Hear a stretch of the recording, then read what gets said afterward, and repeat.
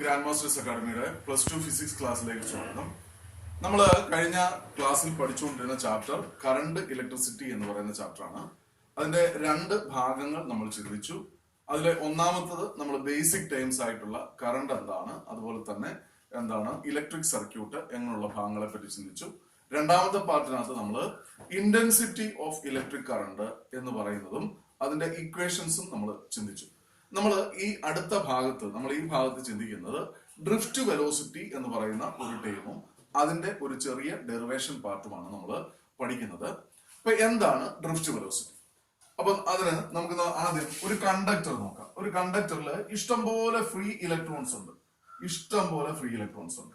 ഈ ഇലക്ട്രോൺസ് എന്ന് പറയുന്നത്, ഈ ഫ്രീ ഇലക്ട്രോൺസ് എന്ന് പറയുന്നത് മൂവ് ചെയ്യാൻ കഴിവുള്ളതാണ്. ആക്ച്വലി അത് മൂവ് ചെയ്യുന്നുണ്ട്. ആ മൂവ് ചെയ്യുന്നത് ഒരു തെർമൽ വെലോസിറ്റിയിലാണ്. എന്ന് വെച്ച് കഴിഞ്ഞാൽ അന്തരീക്ഷത്തിന്റെ ടെമ്പറേച്ചറിനെ അത് അബ്സോർബ് ചെയ്തിട്ട് ആ ഇലക്ട്രോൺസ് അങ്ങോട്ടും ഇങ്ങോട്ടും മൂവ് ചെയ്യുന്നുണ്ട്. അത് ഹൈ സ്പീഡിലാണ് മൂവ് ചെയ്യുന്നത്. പക്ഷെ ഈ ഇലക്ട്രോൺസ് മൂവ് ചെയ്യുന്നത് എന്താണ്, സിക്സാഗ് ഫോമിലാണ്. ഒരെണ്ണം അങ്ങോട്ടാണെങ്കിൽ ഒരെണ്ണം ഇങ്ങോട്ട്, ഒരെണ്ണം അങ്ങോട്ടാണെങ്കിൽ ഒരെണ്ണം ഇങ്ങോട്ട്, അങ്ങനെ സിക്സാഗ് ആയിട്ട് ഇങ്ങനെ മൂവ് ചെയ്യുന്നത് കൊണ്ട് അവിടെ ഒരു ഡയറക്ഷനിലുള്ള ഇലക്ട്രോൺ ഫ്ലോ ഉണ്ടാവുന്നില്ല, അല്ലെങ്കിൽ കറണ്ട് ഉണ്ടാകുന്നില്ല. എന്നാൽ ഈ കണ്ടക്ടറിന്റെ ടെർമിനലുകളുടെ ഇടയിൽ നമ്മളൊരു പൊട്ടൻഷ്യൽ ഡിഫറൻസ് കൊടുക്കുമ്പോൾ, കൊടുത്തെന്ന് വെച്ചു. അങ്ങനെ പൊട്ടൻഷ്യൽ ഡിഫറൻസ് കൊടുക്കുമ്പോൾ ഈ കണ്ടക്ടറിന്റെ ടെർമിനലുകളുടെ ഇടയിലായിട്ട് ഒരു ഇലക്ട്രിക് ഫീൽഡ് ക്രിയേറ്റ് ചെയ്യും, അല്ലെങ്കിൽ ഒരു എക്സ്റ്റേണൽ ഇലക്ട്രിക് ഫീൽഡ് ഉണ്ടാവും. നമ്മൾ കഴിഞ്ഞ ഇലക്ട്രോസ്റ്റാറ്റിക്സ് എന്ന് പറയുന്ന സെക്ഷനകത്ത് നമ്മൾ പഠിച്ചിട്ടുണ്ട്. ഇലക്ട്രിക് ഫീൽഡ് എന്ന് പറഞ്ഞു കഴിഞ്ഞാൽ ഫോഴ്സ് ഓൺ ചാർജ് ആണ്. അപ്പൊ ഈ ഇലക്ട്രിക് ഫീൽഡ് എന്തോ ചെയ്യും, ചാർജിനെ മൂവ് ചെയ്യിക്കാൻ ആവശ്യമായിട്ടുള്ള ഒരു ഫോഴ്സ് കൊടുക്കും. അത് മാത്രമല്ല, ഇലക്ട്രിക് ഫീൽഡിന് ഒരു ഡയറക്ഷൻ ഉണ്ട്. അത് പോസിറ്റീവിൽ നിന്ന് നെഗറ്റീവിലേക്കാണ്. അപ്പൊ ഒരു പർട്ടിക്കുലർ ഡയറക്ഷനിൽ എന്തോ ചെയ്യും, ഈ ഇലക്ട്രോൺസ് മൂവ് ചെയ്യുകയും ചെയ്യും. എന്നാൽ അങ്ങനെ മൂവ് ചെയ്യുന്നതിന്റെ സ്പീഡ് വളരെ കുറവായിരിക്കും. അത് ഡ്രിഫ്റ്റ് ചെയ്യുകയാണ് ശരിക്കും ചെയ്യുന്നത്. ഡ്രിഫ്റ്റ് ചെയ്യുക എന്ന് പറഞ്ഞാൽ എഴയുക എന്നാണ്. വളരെ സ്പീഡ് കുറവാണ്. ഡ്രിഫ്റ്റ് വെലോസിറ്റി എന്ന് പറഞ്ഞു കഴിഞ്ഞാൽ സംഭവം ഇത്രയേ ഉള്ളൂ. അതായത് ഒരു എക്സ്റ്റേണൽ ഇലക്ട്രിക് ഫീൽഡിന്റെ ഇൻഫ്ലുവൻസിൽ ഒരു കണ്ടക്ടറിലെ ഫ്രീ ഇലക്ട്രോൺസ് മൂവ് ചെയ്യുന്ന വെലോസിറ്റിയെ നമ്മൾ പറയുന്ന പേരാണ് drift velocity.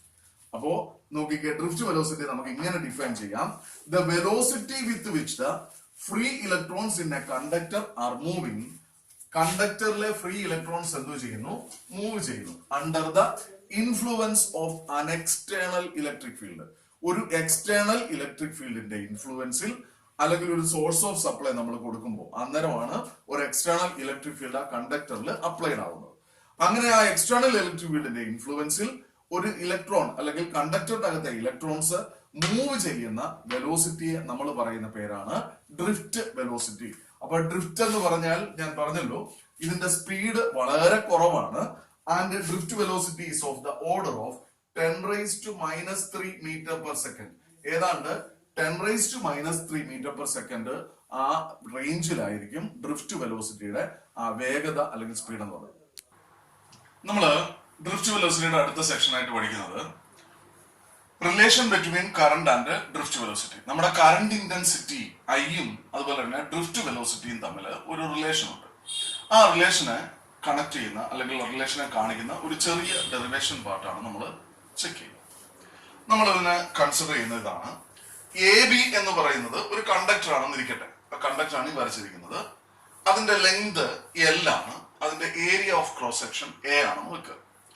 Area of cross section എയും എൽ ലെങ്തും ഉള്ള ഒരു കണ്ടക്ടർ. നമ്മൾ ഇവിടെ n നമ്പർ ഓഫ് ഇലക്ട്രോൺസ്, അപ്പൊ ഒരു കണ്ടക്ടറിൽ ഇഷ്ടം പോലെ ഇലക്ട്രോൺസ് ഉണ്ട്.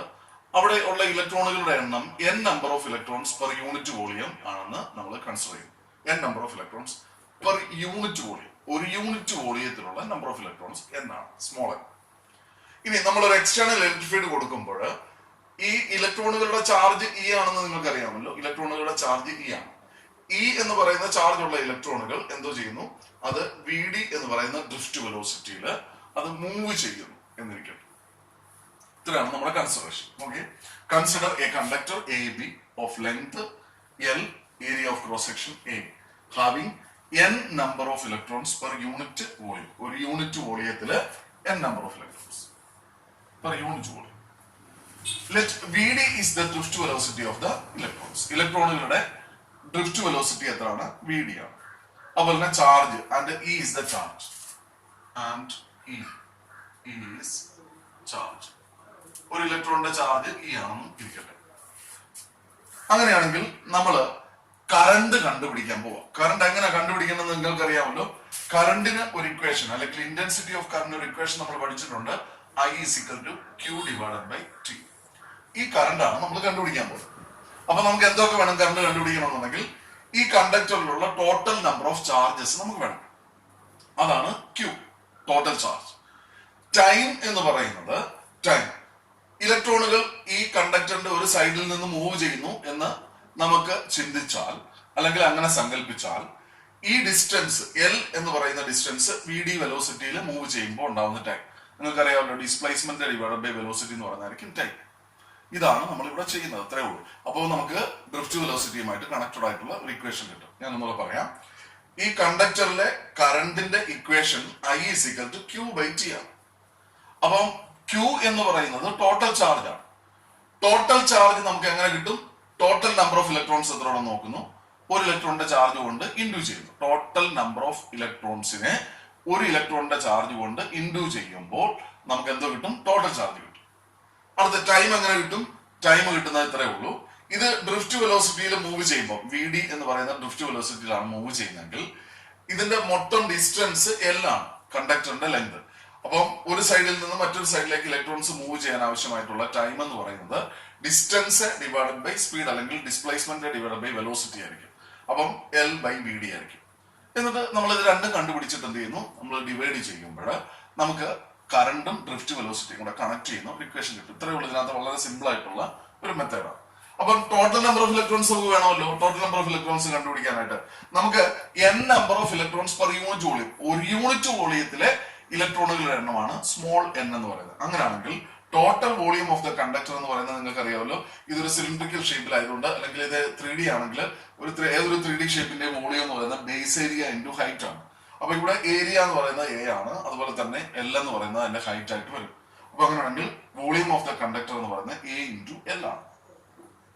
ടോട്ടൽ നമ്പർ ഓഫ് ഇലക്ട്രോൺസ് എന്ന് പറയുന്നത് ഒരു യൂണിറ്റ് വോളിയത്തിൽ n നമ്പർ ഓഫ് ഇലക്ട്രോൺസ് ഉണ്ടെങ്കിൽ ഈ ടോട്ടൽ വോളിയത്തിൽ എത്ര ആയിരിക്കും? n into A into L. അതിന് ഞാൻ ക്യാപിറ്റൽ N എന്ന് കൊടുത്തു. Total number of electrons capital N is equal to n into A into L.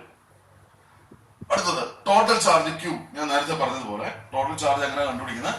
Total number of ഇലക്ട്രോൺസിനെ ഒരു ഇലക്ട്രോണിന്റെ ചാർജ് കൊണ്ട്. നമ്മുടെ ക്വാണ്ടൈസേഷൻ ഓഫ് ഇലക്ട്രിക് ചാർജ് നിങ്ങൾ ഓർക്കുന്നുണ്ടായിരിക്കും. നമ്മൾ ഇലക്ട്രോസ്റ്റാറ്റിക്സിനകത്ത് ഫസ്റ്റ് ചാപ്റ്റർ നമ്മൾ ഇലക്ട്രിക് ചാർജസിന്റെ പ്രോപ്പർട്ടി കുറിച്ച് പഠിച്ചപ്പോൾ Q is equal to NE എന്ന് പറയുന്നത് നമ്പർ ഓഫ് ഇലക്ട്രോൺസ് ഇൻറ്റു അല്ലെങ്കിൽ integral multiple of individual charges, basic charges നമ്മൾ പഠിച്ചതാണ്. അപ്പൊ n ഇൻറ്റു ഇ ആയിരിക്കും. n എന്ന് പറഞ്ഞാൽ എന്താണ്? n എന്ന് പറയുന്നത് NaL ആണ്.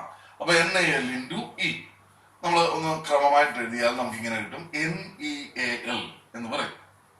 അടുത്തത് നമുക്ക് ഇനി ടൈം കിട്ടണം. നമ്മൾ ഓൾറെഡി ടോട്ടൽ ചാർജ് കണ്ടുപിടിച്ചു. ടൈം കിട്ടണം. It is the time taken by an electron to move the distance L and VD is the drift velocity. VD എന്ന് പറയുന്ന ഡ്രിഫ്റ്റ് വെലോസിറ്റിയും L എന്ന് പറയുന്ന കണ്ടക്ടറിന്റെ ലെങ്തും ആണെങ്കിൽ time T is equal to എത്രയാണ്? L divided by VD.